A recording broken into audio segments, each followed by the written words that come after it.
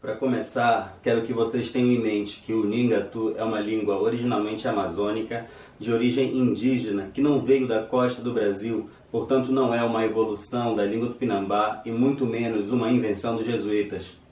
Urang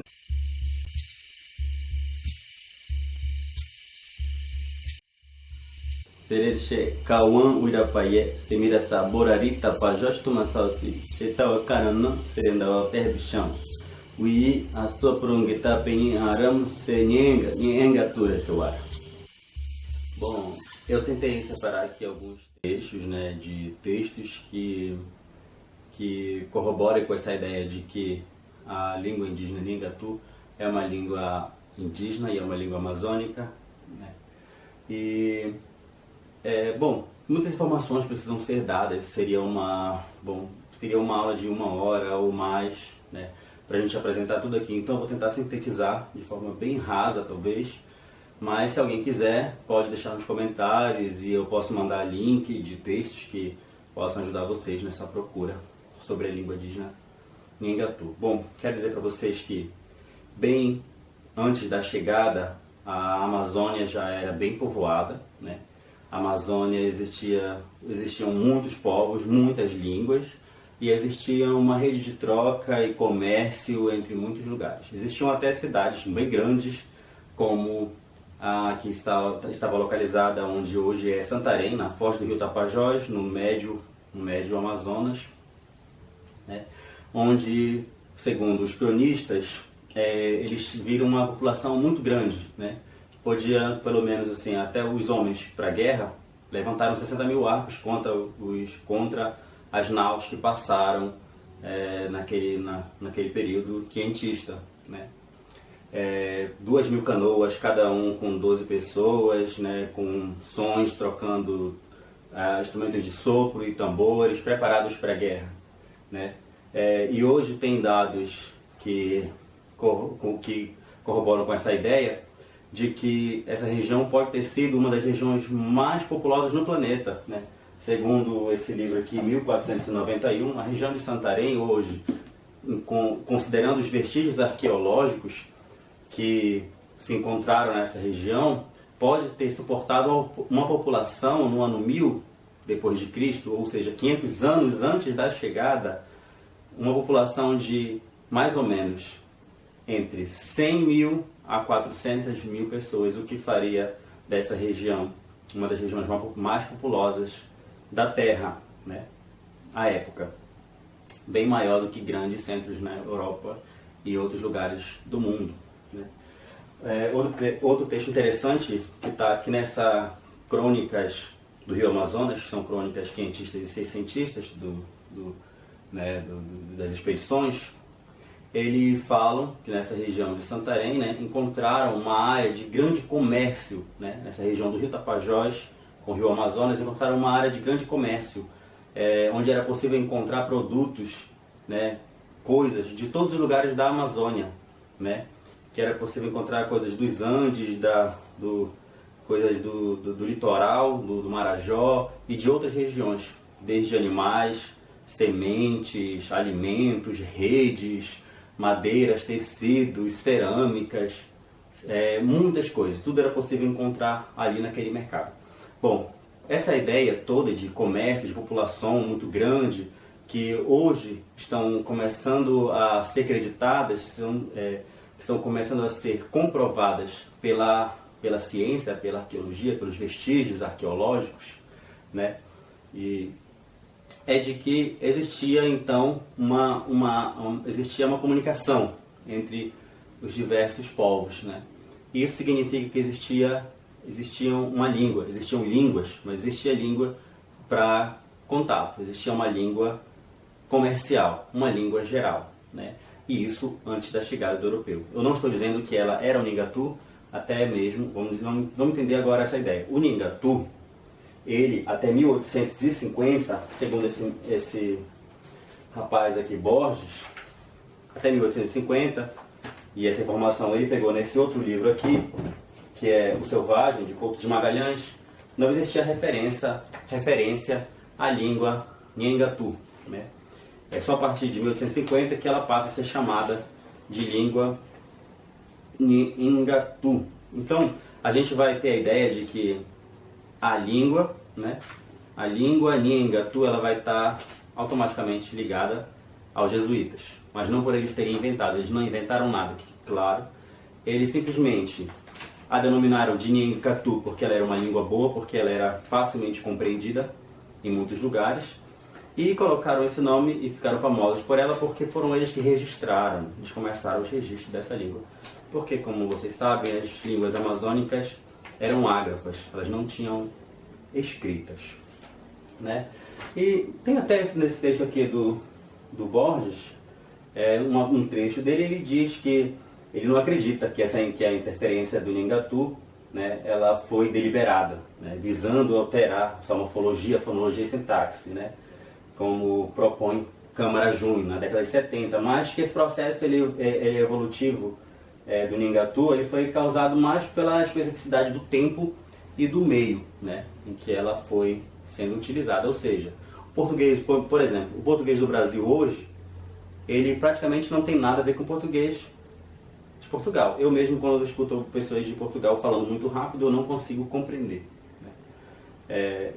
Parece, para mim, realmente parece outra língua. E o português do Brasil, sobretudo no léxico, no vocabulário, absorveu mais de 20 mil palavras de origem indígena, mais de 5 mil palavras de origem africana. Então, a nossa língua do Brasil hoje, o português do Brasil, não é o mesmo português de Portugal. E assim também as línguas indígenas, aconteceu também com as línguas indígenas, né? O Nhingatu, ele foi uma língua que ela passou a existir enquanto esse nome, Nhingatu, né, a partir da história da ocupação da Amazônia pelos missionários, né, que levaram, né, consigo essa língua e, por conta de uso, alteraram de alguma forma, mas eles não inventaram. Uma coisa que eu posso dizer para vocês que eles não inventaram, não levaram para todos os lugares, é uma passagem desse texto aqui, desse texto que chama Tupaiolândia, de um historiador, Paulo Rodrigues dos Santos, né, de lá da região, no Pará, da região do Tapajós, no Pará. Bom, aqui nesse livro ele mostra que Bettendorf, segundo os relatos de Bettendorf, quando ele foi enviado por Antônio Vieira, que era o chefe da região dos jesuítas, quando ele foi designado para fundar a missão dos índios Tapajós, lá nos índios Tapajós, no rio Tapajós, ele levou consigo um intérprete.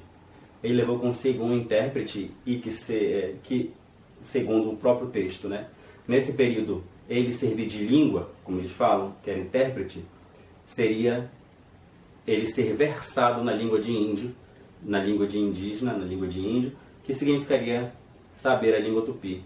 E ele fala que o Bettendorf não falava nem português muito bem e nem a língua indígena, né? Por isso ele teve que levar um intérprete para fundar Santarém e traz alguns trechos até de escritos que ele recolheu de Bettendorf na língua que ele foi feito em Santarém, né? Bom, isso foi em 1661, quando ele foi inaugurar a missão de Santarém. Daí tem um trecho que pode negar isso, de que do nosso querido, grande Kurt Nimue Daju, né, que fala que ele não acredita que as referências de nomes de nomes da região do Tapajós encontrem solução no tupi, porque ele fala que o próprio Bettendorf escrevia, né, coisas na língua no tupi. Porém, o que ele não considerou, né, nosso grande Kurt Nimue Daju, a quem tenho muito respeito e admiração pelo trabalho, né, uma coisa que ele não considerou é que o padre Bettendorf, o alemão, ele publicou escritos na língua, já isso em 1680. Quase 20 anos depois de ter ido para a missão no Tapajós, que levou consigo um outro estudante de padre para servir como intérprete para ele com os índios do Tapajós.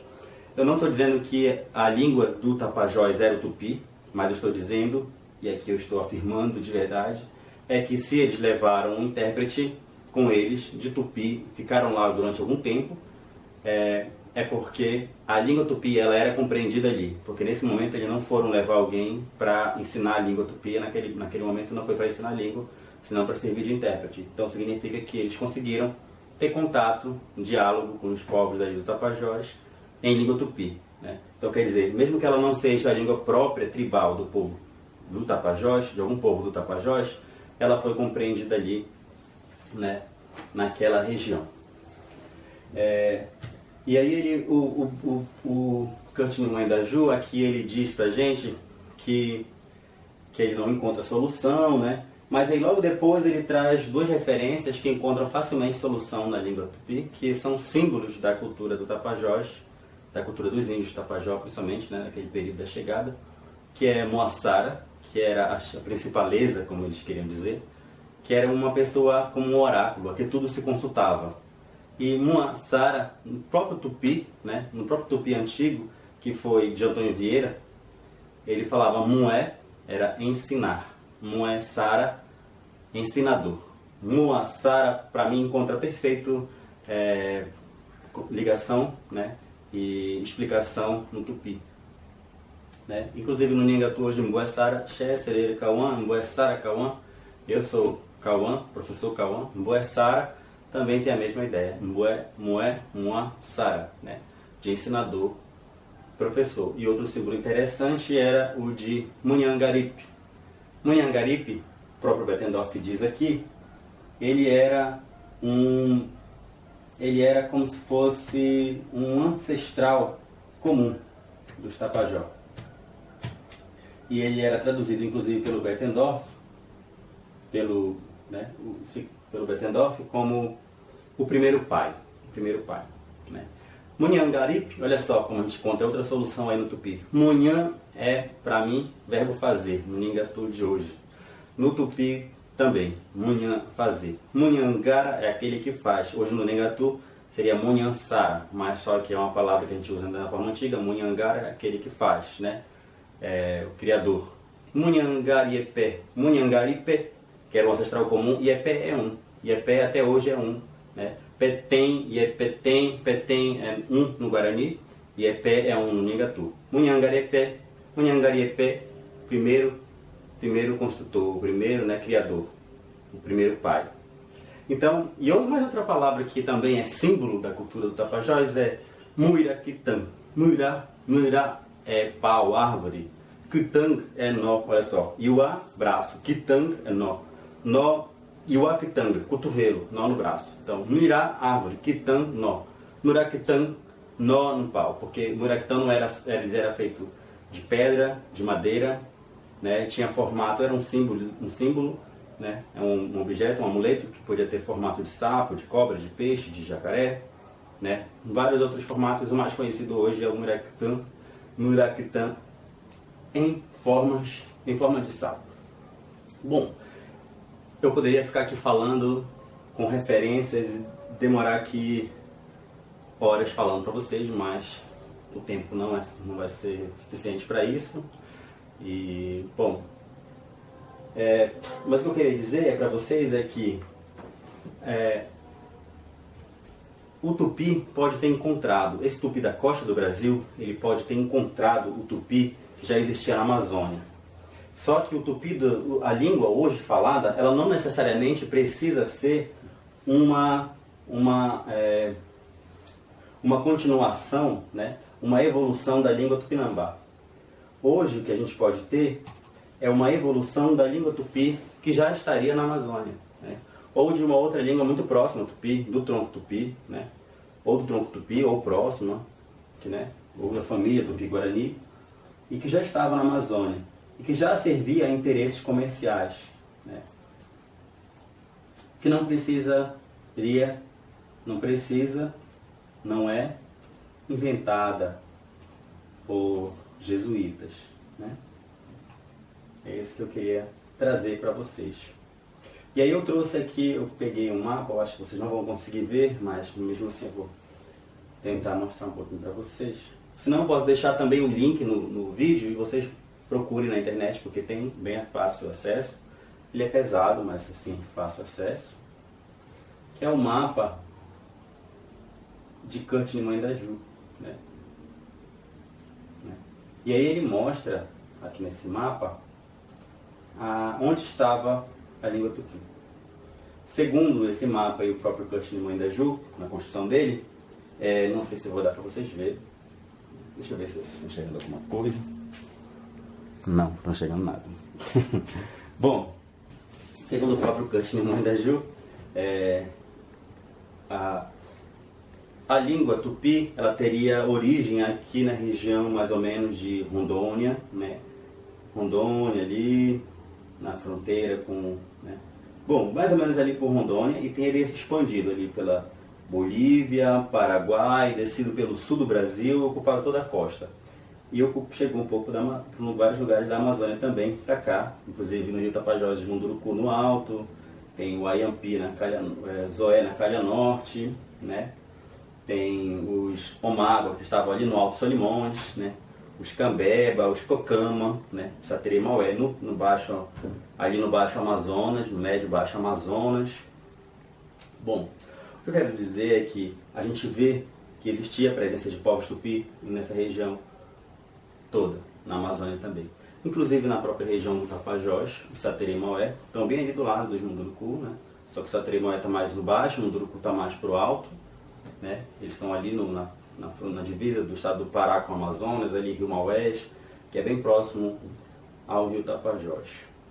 E essas línguas, a língua Satere Maué, por exemplo, ela é uma língua muito próxima do Lingatu, que é chamado Lingatu. Assim como o Lingatu também é muito próximo da língua dos Teneterrara, né? Dos Guajajara.